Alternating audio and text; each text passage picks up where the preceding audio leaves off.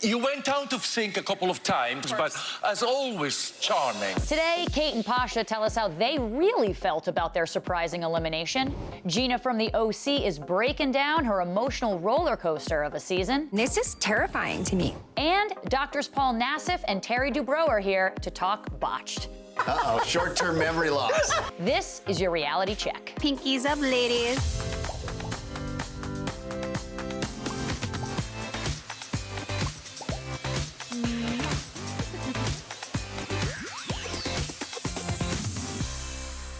Happy Taco Tuesday, reality fans. I'm Darren Karp. Today's show is packed with my favorites. Welcome to Reality Check. We have a great show today. I'm here with Gina from The Real Housewives of Orange County. How you doing, Gina? Hi, no good. pink hair today for me. No pink hair. You would have matched our set so I lovingly. know. I'm trying actually not to match sets, though. Anymore. Okay. Yes. Yes. That's fair. Yes. Well, I can't wait to chat about tonight's episode. Before we get into that, we have to get into our top five. Are you ready? I'm ready. I'm ready. At number 5, Abby Murphy has officially dropped her anchor. The Below Deck star announced on Instagram that she is a married woman.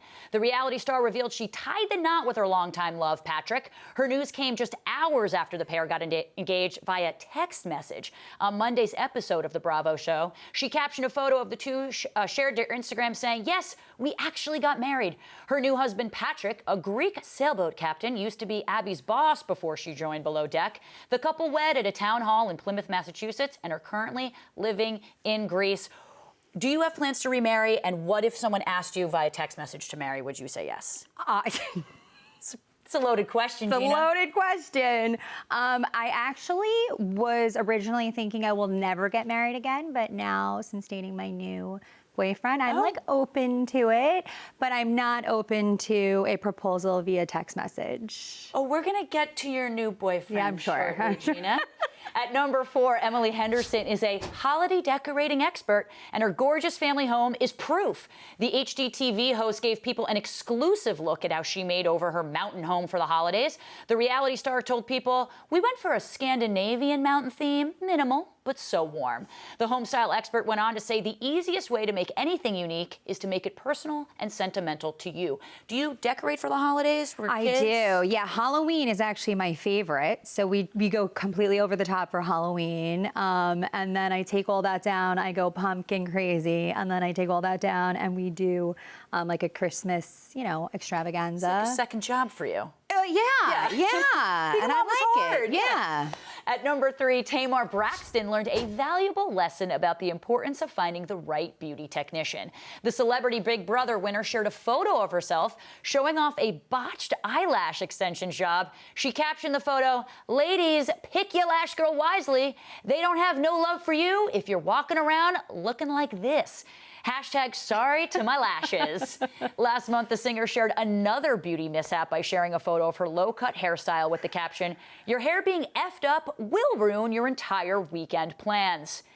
Have you ever had a beauty mishap, Gina? I mean, I think everybody tells me when I have a beauty mishap, so it's easy to identify them. But the platinum hair, man, it was You're regretting rough. this. It was rough. I instantly think I regretted it. And I tried to go with it for a while, but yeah, needless to say, I'm not platinum anymore. You played it off well. You played it off well. At number 2, the Kardashian West family is expanding their LA empire. Of course. A source confirmed to People that Kim Ye have purchased yet another home in Hidden Hills, California. The newly acquired property neighbors the $60 million mansion that the couple shares with their 4 children. The property was purchased for $2.9 million. And according to the source, Kim and Kanye plan to tear down the house that currently exists and replace it with a home of their own, as well as outdoor spaces for the kids. Gina, how much space does one person need? 2 homes next to each other in the same town and millions of dollars? I think it's insane, but I mean, They're their when own you country. Own everything. They're their own everything. Yeah. So I guess they're just going to form their own little mini nation. Yeah, or colony on Mars or something yeah, like that. and I just hope that they don't lose their children inside of there. Because I wouldn't find them. Yeah, I mean, yeah, kind of big. Yeah. At number 1, Joe Giudice is revamping his style ahead of his long-awaited reunion with wife Teresa Giudice and their 4 kids. The Real Housewives of New Jersey star went shopping for a new pair pair of jeans and documented his attempts at updating his look. They are attempts. The post comes just days after Joe joined Instagram. In one of his first posts, the reality star uploaded a group photo from a family dinner, including Teresa's father, Giacinta Gorga. Real Housewives of New Jersey premieres tomorrow night at 8 p.m. on Bravo, and Reality Check will have Dolores and Jennifer on the couch ahead of the premiere, so make sure you tune into that.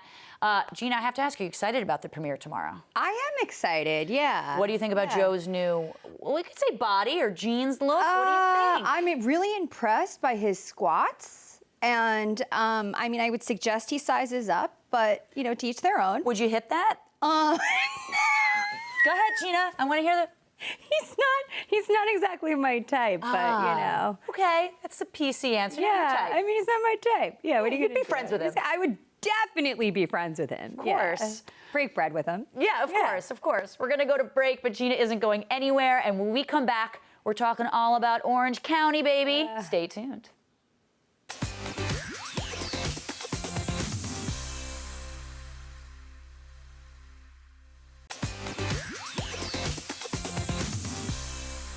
I'm not talking about your kids! It's not about you, Broadway!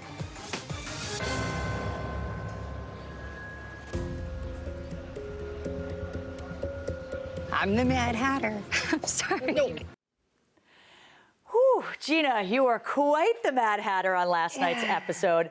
What's it been like rewatching all of that go back? I mean, you have the best liner of OC this season so far. It's not about you! Bronwyn, I really, honestly, I think in the moment, Yeah. I understand that Bronwyn means well. Like, she's not a malicious person. She's really not. But in the moment, I was just really upset about something that was very real to me, having to do with my daughter, and coming back to the table and not really knowing Bronwyn that well. I was looking for any sort of like empathy from the other women in the group, and I just felt like she just kind of like took over and gave me advice that like was not helpful or even pertinent to my situation, and then followed by it was the comment about the bottle that really set me off. You know, She didn't want to drink from She didn't want to drink from the bottle, and it's hard for me with Bronwyn because it's like last week we were out to dinner and you were making out with Tamara and grabbing her boobs, but this week you can't. God forbid you put a bottle to your lips. You know, like that's where I'm just like, pick a lane, Bronwyn. Everyone has their own standards. Yeah, I get that. Yeah, Did you think, though, that it was also accumulation of you being a little annoyed by her laugh? It was sort of building up. You mentioned that. It definitely was a build up, and I think I was trying to stuff it down, and almost like on a pretty regular basis, what you guys don't see is like Bronwyn would say something to me at like these group events, and I'd be like, Bronwyn, I'm really trying to like you, so if you could just like not saying what you're saying. Like I tried, and it would build and build and build, and then, you know, I was dealing with the stuff from my daughter, and I blew, and I did feel bad. I don't regret. I was upset, and I think I was trying to get my point across, but I'm not proud of how I was speaking to another woman out to lunch, you know, so.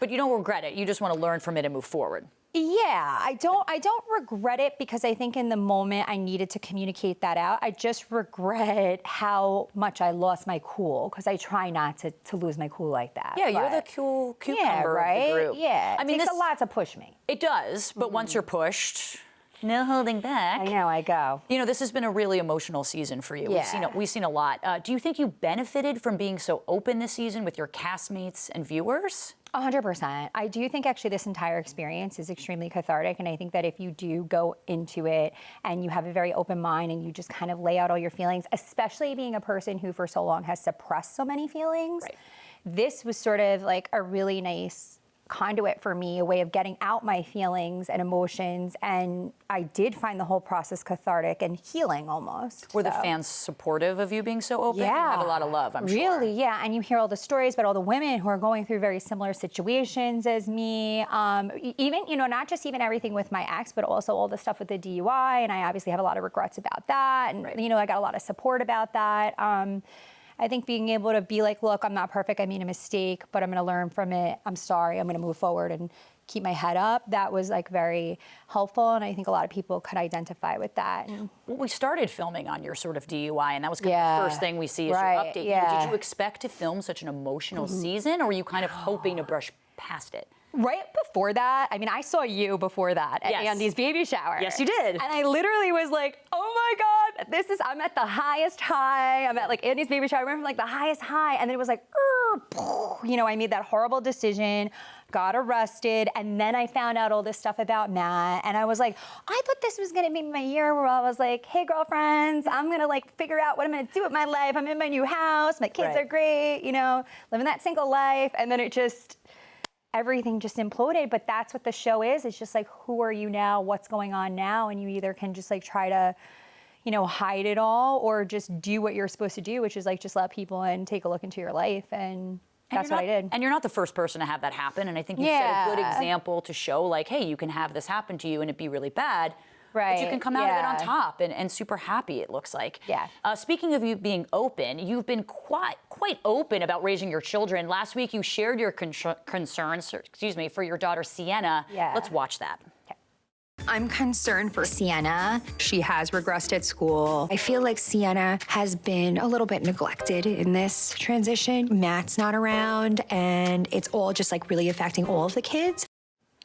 You know, I mean, so sweet, such a mother, so protective as we want to see. How is she doing now? And did you continue to go through that sensory integration therapy? We did. So she did the therapy on a consistent basis. We took a little break because I went home here to New York, came home for the summer. Yeah. And then when we went back, she started into school. I was like, let me just let her acclimate and see how she's doing in school. I just went to her parent-teacher conference. We've been working with her a lot at home. Both me and my ex has a lot too, I have to say.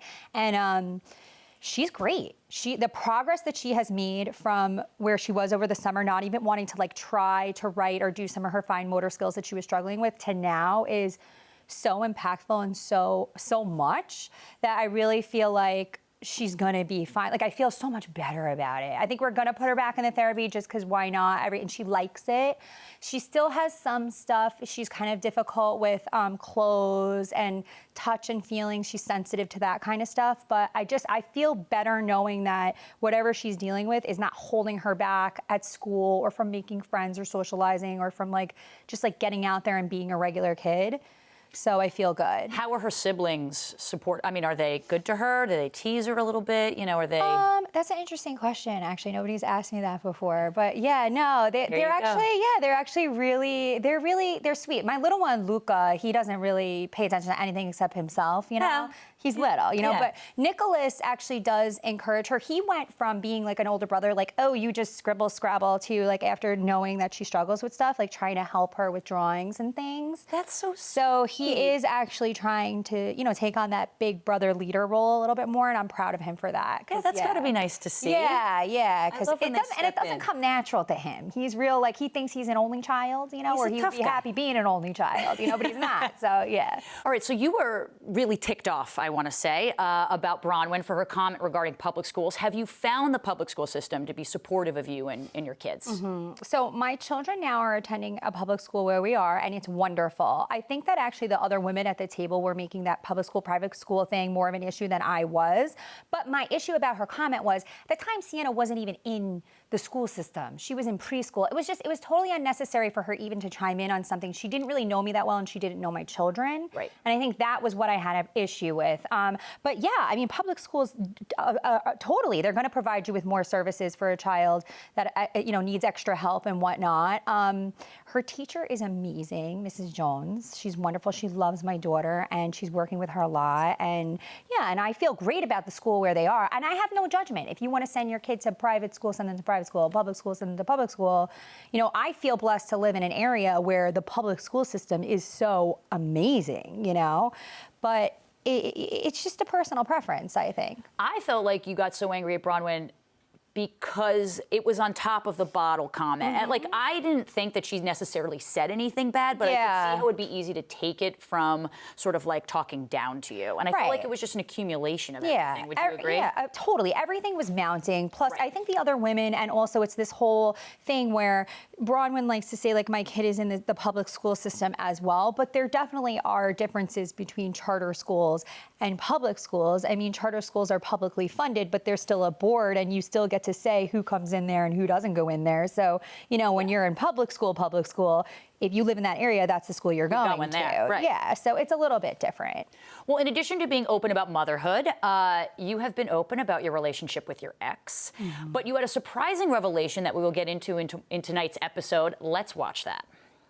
I slept with my husband.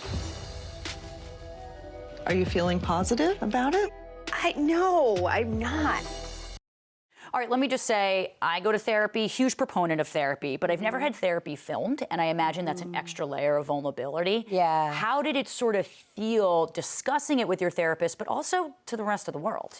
Yeah, I mean, it was really, really hard to let the cameras in there. And actually, the first time I filmed my therapy, when I was first telling my therapist, because I had just found out about Matt being back with that woman, going into there and telling my therapist that, my therapist didn't even know.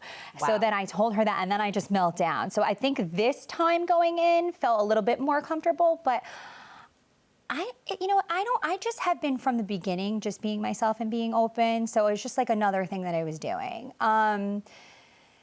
But yeah, I mean, it was more about like having to go in and tell my therapist like, oh man, I slept with my husband. You know, it's like, it felt like a backward step. And especially because the advice, rightfully so, that she was giving us was like, baby step back into this if you're gonna do this. And then I felt like one of my problems was establishing boundaries. You went full throttle. And I'm not good at boundaries. Yes.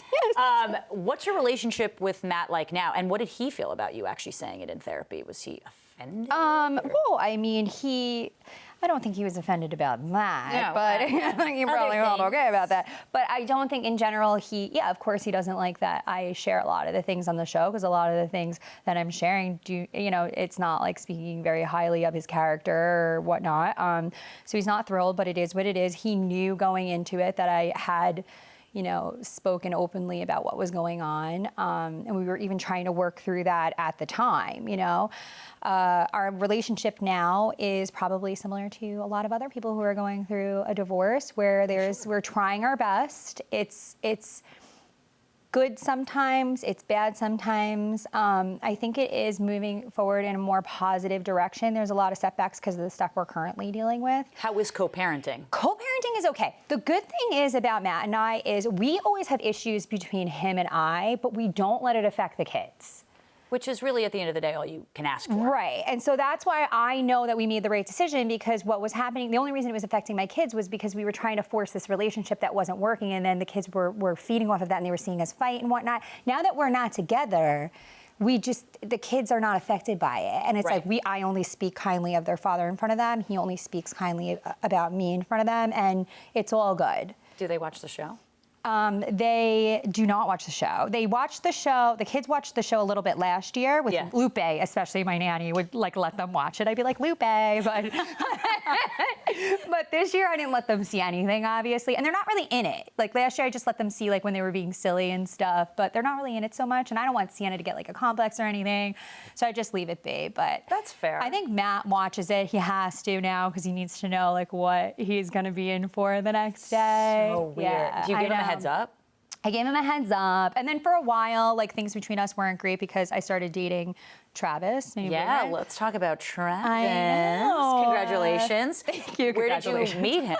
I actually met him through my new hair and makeup girl. Oh. Shay. So it was like the best thing because I'm like, I finally figured out my hair and makeup. Now she gave me the gift of Travis. I'm like, I will never leave Shay. Like, she's my everything. And he showed up on the first date. He didn't ditch you like Emily He did. He showed up. He showed up. He didn't have like a broken toe or something. He didn't have a girlfriend, so that was good. Okay, so already, not 2 strikes against him. No 2 strikes. Where did he very take loyal. you on your first date? We were actually, so I double booked. I mean, I know, he's handsome. Cute, right? yeah. He's very cute, yeah. But he's just a very nice person, which is what I like. He's like a really good person.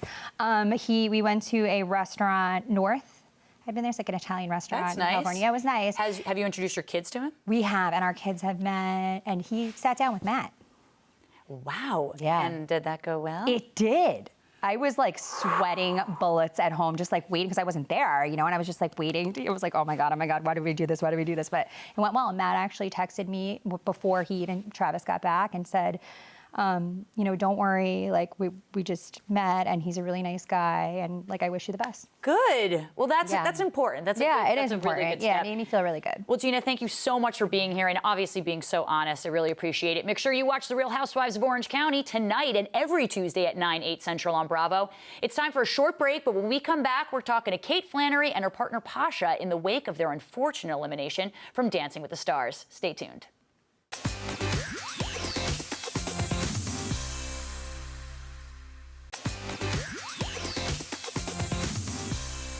Well, first of all, I just want to say it's confusing for me at this point why these are the bottom two, okay? I'm absolutely confused and a little irritated. Welcome back. It was confusing for all of us, as irritating as it may be. At the end of the day, Dancing with the Stars is a competition.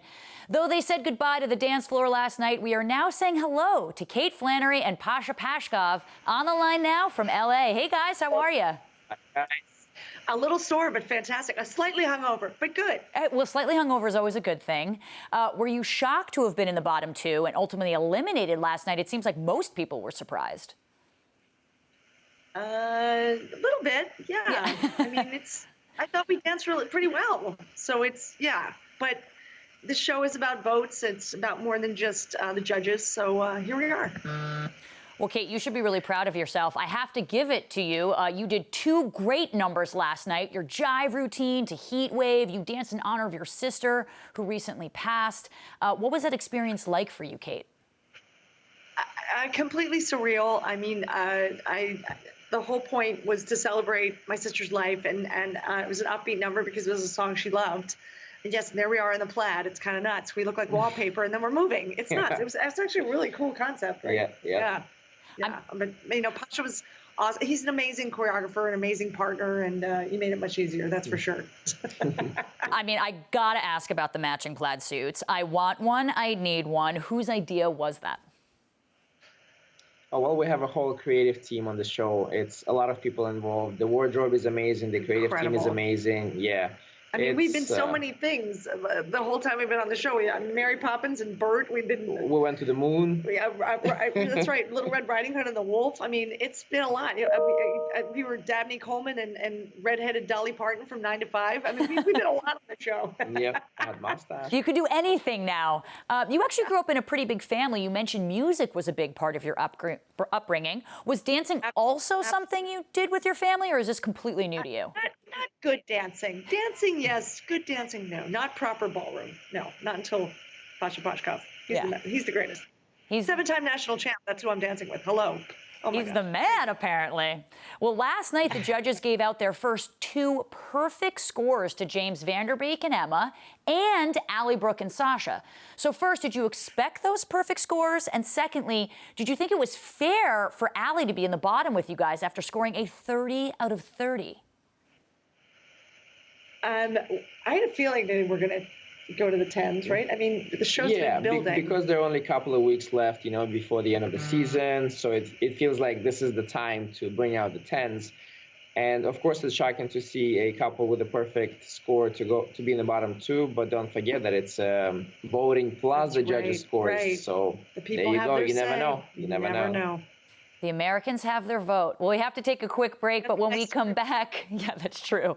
When we come back, we're talking more with Kate and Pasha. Don't go anywhere.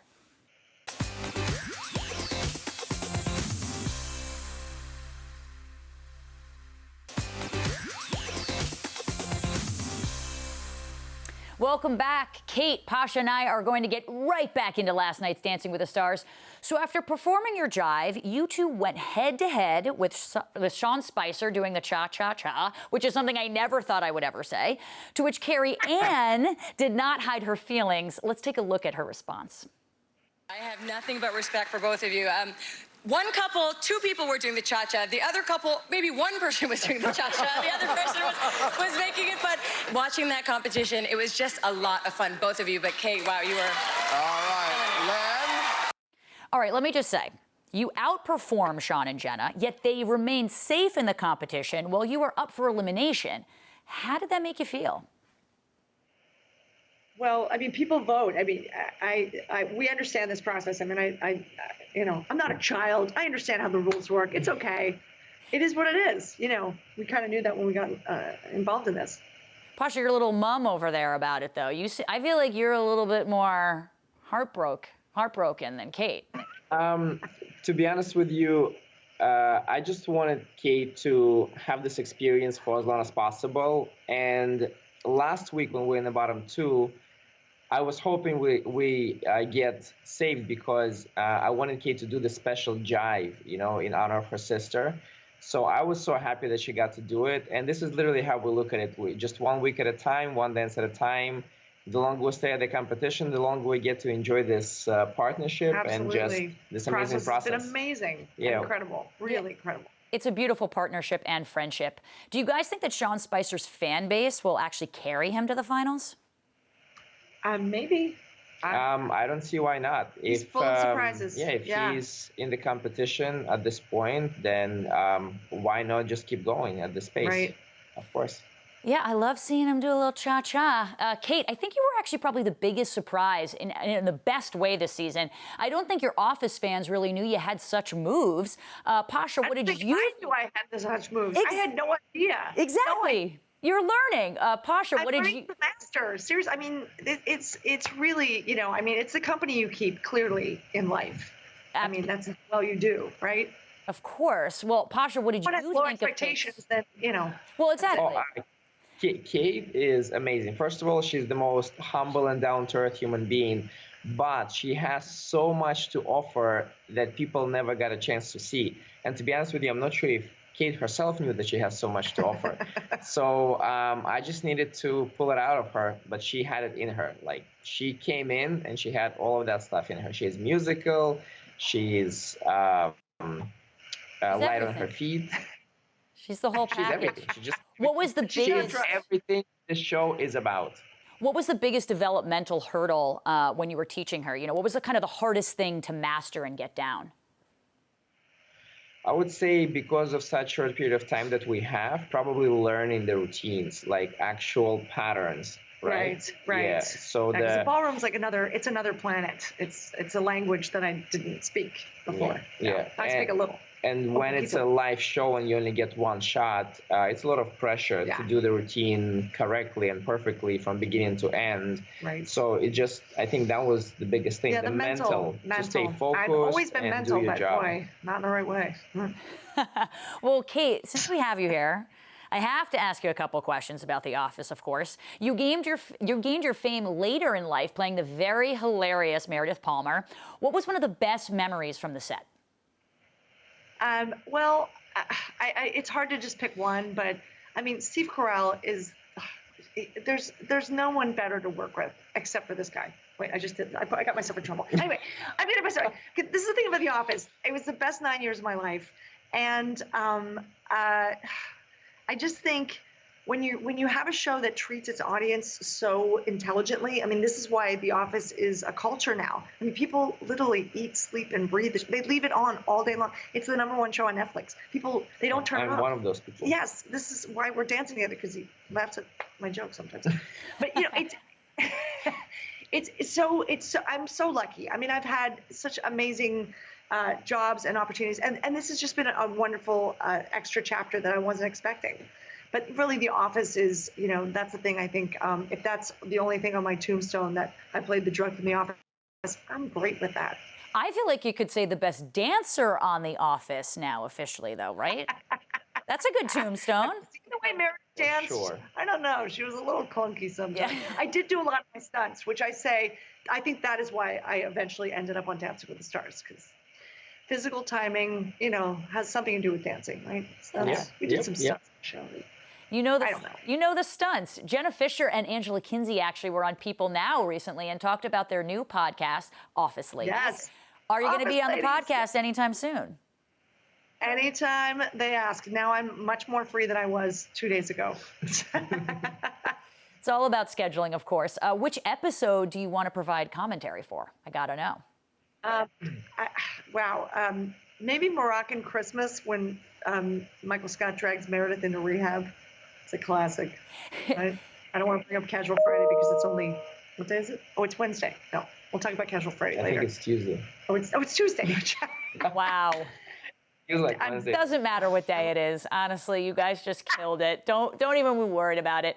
There's actually a lot of rumors about whether or not there will be an Office reunion. Can you tell us about that? I hope so. I'm not the one holding it up. That's for sure. You know, I would love it. I mean, we're family, so I would love to see everybody, and I think the fans would really, really dig it. Yes, we would. Yeah. Well, Kate, who's holding it up? Who do I have to talk to? I don't know. I mean, you got to make this happen for me. Busy. I know. Maybe I just need to buy everybody beers and a pony. I don't know what's going to take. Start with that. Okay. Well, Bribery. I'm going to start bribing people. exactly. Well, before we go, let's take it back to Dancing with the Stars. Who are you rooting for now to bring home the mirror ball? It's hard to say because we got so close with everyone, and we're really cheering for everyone. And let the best dancer win. Amen. Oh, that's a politically correct response. I know you have one team in your mind that you would be. Everyone win. Yeah. Everyone gets a trophy. I feel like we won. I mean, we're 8 weeks. I mean, there's nothing to be. I mean, 8 weeks is not too shabby. Hey, right?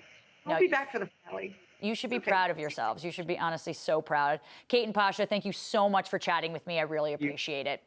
Thank you so much. Watch Dancing with the Stars Monday nights at 8 p.m. Eastern on ABC. We're going to take a quick break, but on the other side, I'm sitting down with Dr. Terry Dubrow and Paul Nassif from Botched. Stay tuned.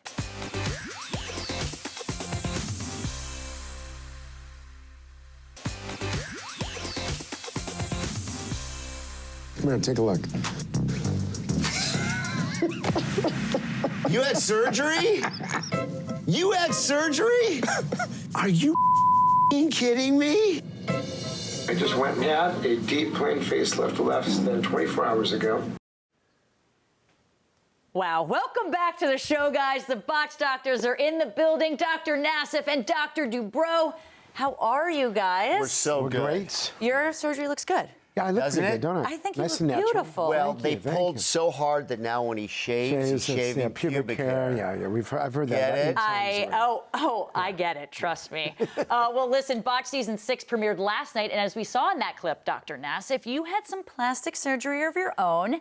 Tell us about why you decided to have it. Is it because Dr. D gave you so much? Yeah, pressure? no. I would Get actually it? go home at night and I would probably weep, at least 3 times a week because of the insults. You gotta Liar. keep your partner happy. And he made me feel very insecure about myself. Vanity. That's why I had it. Admit it. Horribly Narcissist and challenged. vain. Bottom line is, Yeah.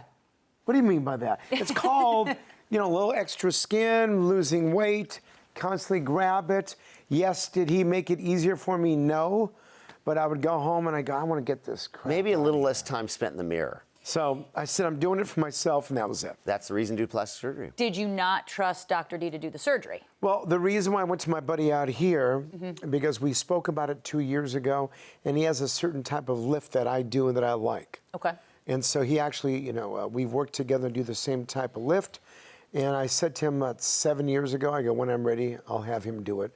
And that's the only reason why. Plus, I wanted him to be very surprised. I mean, he's an incredible surgeon, does facelifts all the time. We both do. But this was more of a little bit of a surprise. Plus, add one more thing. We were here visiting my buddy, Andrew Giacono, in the Hamptons at his house. Just kind of talking about it, and then a little bit of this. Say, maybe you can just do a little of this. Maybe tomorrow we'll do it. And then it got into a little bit more and more. So it was kind of spontaneous. That's the other reason. So it was like a little bit of this, but then you could do this, and how about here? And Right. does your wife love it? She loves me any way I am, period. Is that what she says or what you That's say? what she says. Okay. Well, She's here. You can ask Right. her. She's I watching will. us right now. Oh, man. Well, you mentioned you want to have a baby girl with her. Have you started working on that? We just got married September 28th. Okay. I mean, I wouldn't mind waiting a little while, but I kind of think that she's maybe interested in kind of moving forward with this. Maybe this new But it might not be a baby girl. We don't know. That would be nice, but we'll have to just see what comes out. You want a girl. I would like a girl, but We're superior. You know It's this. so true. It's so true. I have 3 of them. See? We're just better. Except for about 14 to 17 years of age, and then it's just a disaster. Just erase us from that. Totally. Yeah, no, we're not. On the season premiere last night, you guys had the reality HBIC, Oh, Tiffany yeah. Pollard, on for a second time. Yep. And she revealed she believed her implants were making her ill. Let's Yeah. take a look at that clip real quick. I've been getting sick. Diarrhea every morning like clockwork, dizzy, Right. panic attacks. And then my girlfriend had her implants removed because there's this list that was going around the internet, breast implant illness. That's right, BII. Now, Dr. D, you mentioned a lot through the episode that this isn't discussed by plastic surgeons. Right. Why not? Unfortunately, plastic surgery is like retail medicine, At the end of the day, although plastic surgeons are very highly trained, they're trying to sell you surgery a lot of times. So they want to minimize maybe the risks. and not really maybe expose the real truth about plastic surgery.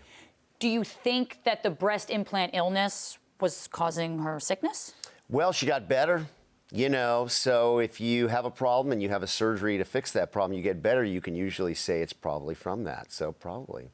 Well, you guys also had Gia Gotham on the show, who went really big with her implants to the point where even trying to fix them would cause her harm. Let's take a look at that.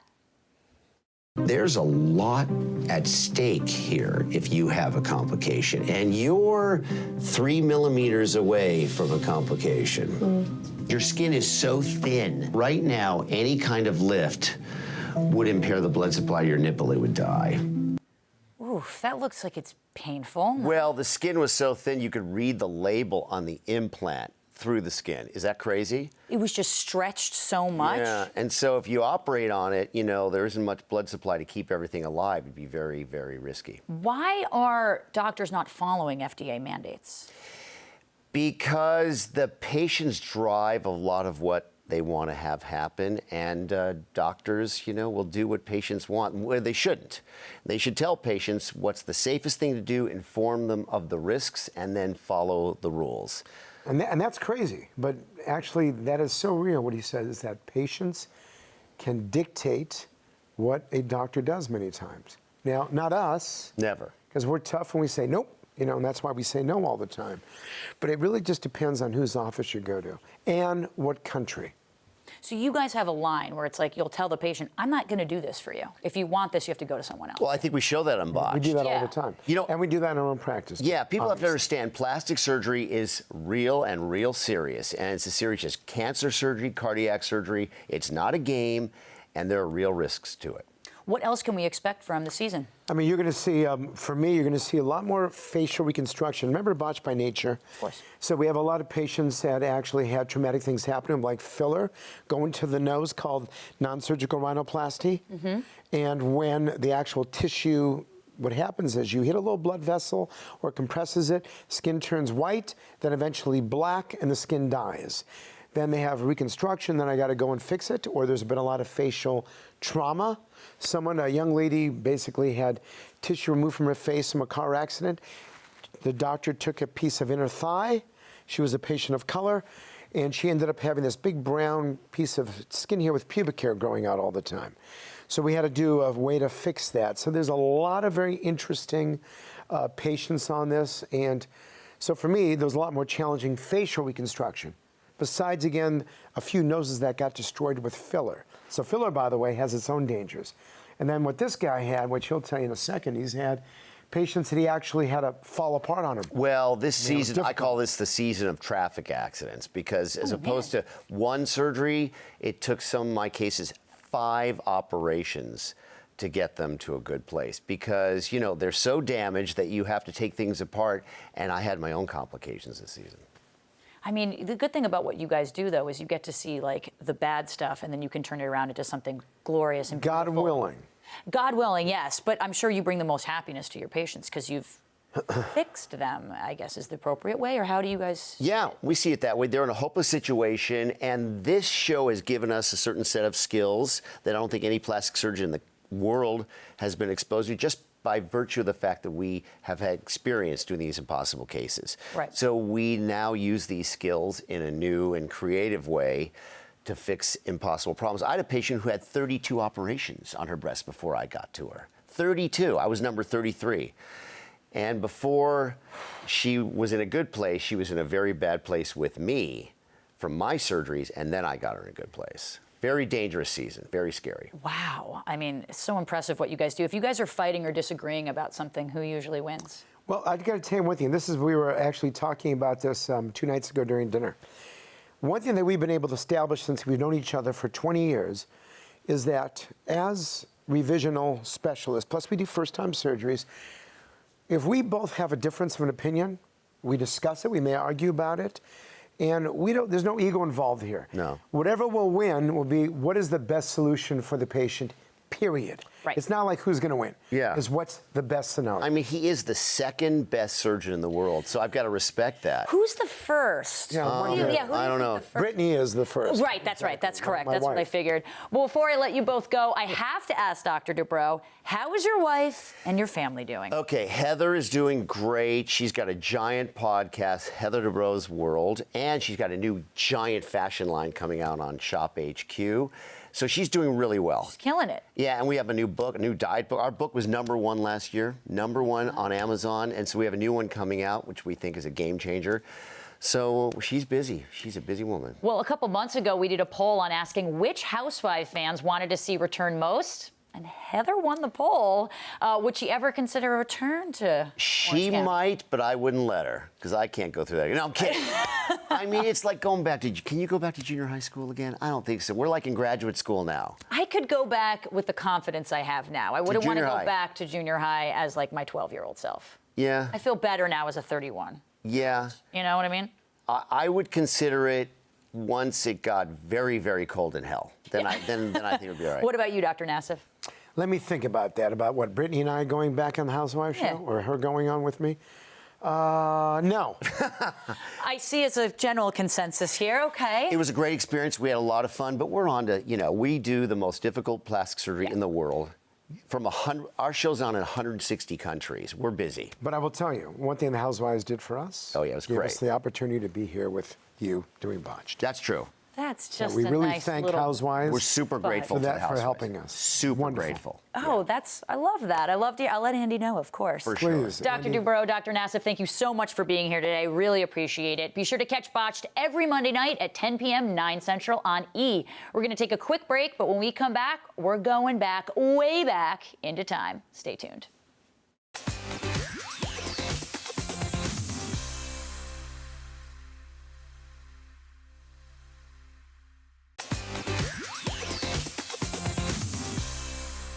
Big thanks to our guests today, Gina, Kate, Flannery, Pasha, and Dr. Dubrow and Dr. Nassif. Make sure you're following @People on Twitter so you can catch the latest episode of Reality Check, which streams Monday through Thursday at 4:30 p.m. Eastern. To close out today's amazing lineup, here's a moment from reality TV history. I'm Darren Karp, and that was your Reality Check. I'm back, bitches! When I saw Rachel walk through that door, I wanted to throw up all over myself. In this 2010 episode of Big Brother, Rachel returns to the house after being unanimously evicted the week before. You're about as classy as your nasty hair extensions. Ooh. You're so feisty, Reagan. While just about everyone hates Rachel, no one hates her more than Reagan. Rachel, everything about you is a lie. Oh, your really? boobs are a lie, your face is a lie. The only thing honest about you is the pimples on your chin. And after enduring a season of Rachel's bullying, Reagan finally gets to give her a piece of his mind. Your days of bullying me are over. You're a conniving, evil little witch, and you got exactly what was coming to you. Rachel and Reagan's legendary feud is one of the great moments in reality history, and we love how committed they are. I'll make every minute of 24 hours miserable for you, Reagan. Well, back at you.